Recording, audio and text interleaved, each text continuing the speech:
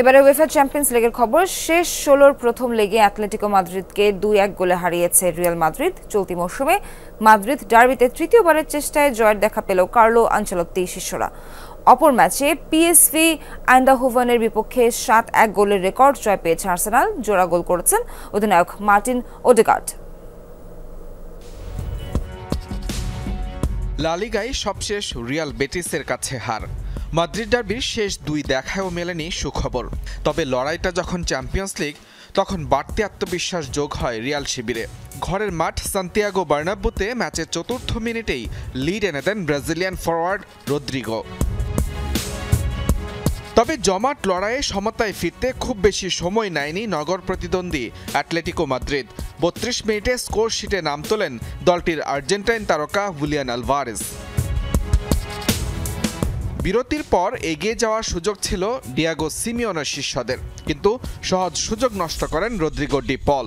উল্টো মিনিট দুয়েকের মাথায় স্বাগতিক শিবিরে উচ্ছ্বাস এনে দেন ব্রাহিম দিয়াজ।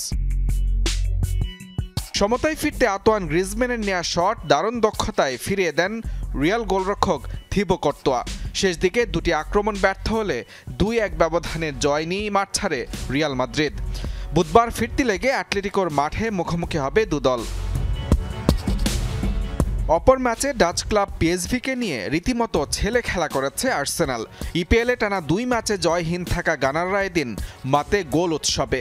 চ্যাম্পিয়ন্স লিগের ইতিহাসে নকআউট পর্বে অ্যাওয়ে ম্যাচে সবচেয়ে বেশি গোলের রেকর্ড আর্তেতা শিষ্যদের।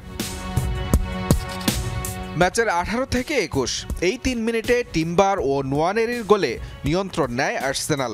মিনিট দশেকের মাথায় ব্যবধান ৩-০ করে ফেলেন মেরিনো।